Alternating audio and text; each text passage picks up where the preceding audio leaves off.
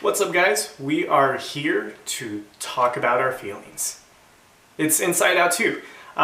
This is a great Pixar movie. It doesn't quite live up to the original, but I think it's a little hard to do that, to be honest. I consider the first one to be my favorite modern Pixar movie.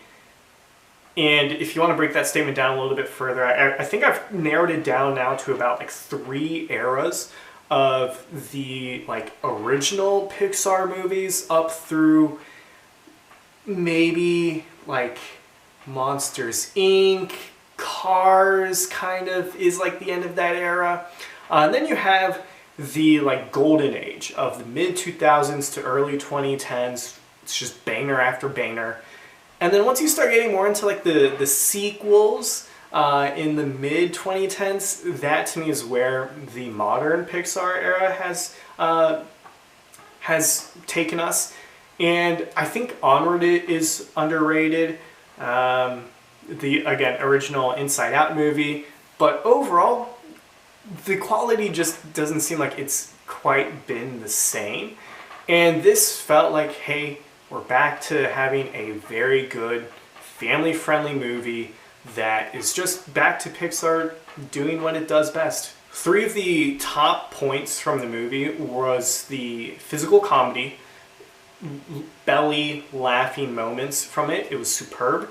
They do a really good job with a bunch of wordplay on mind puns, like there's a brainstorm scene that happens. I'm not going to reveal the other ones. The new emotions steal the show.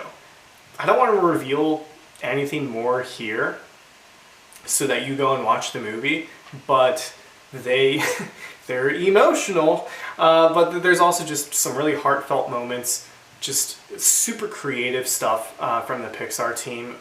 Even with the new emotions, one other thing that I think Pixar did really well was the original 5 emotions still are able to feel like they belong enough because how Riley is interacting in the real world and how the emotions take over and determine her actions really is well pieced together.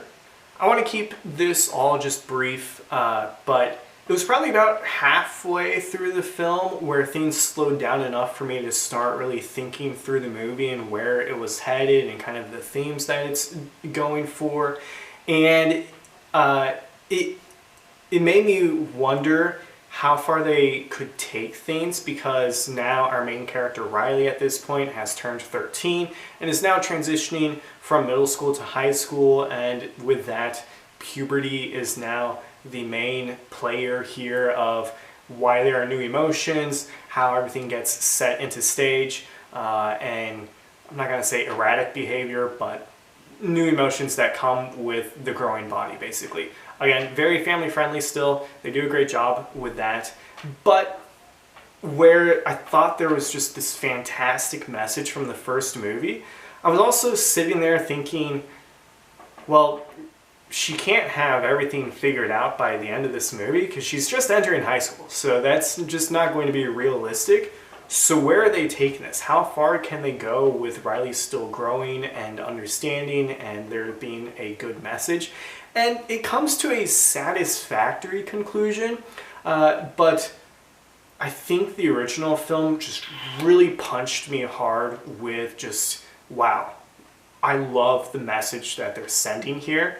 And it was always going to be hard to live up to that, but this movie doesn't quite reach that point, which is why it's maybe a small step down, not to take anything away from the film overall. On the same train of thought with the storytelling methodology, this was something that a friend brought up after the movie was over, which was how small scale the film actually ended up being, where we were really seeing Riley develop through childhood for the first movie.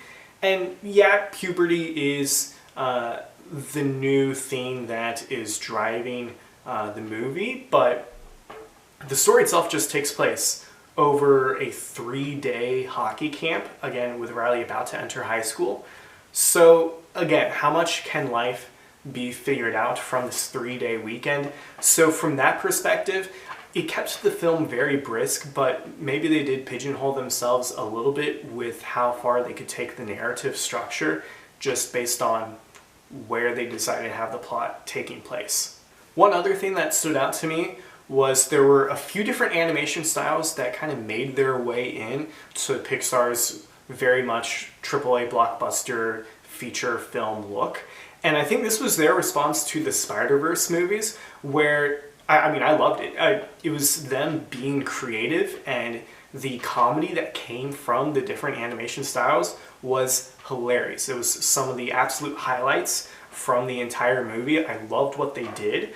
So to me, it's not them trying to copy Spider-Verse. I think it's more of Spider-Verse helped inspire them to push their own boundaries of where they can take their visual style from, you know, it just looking very,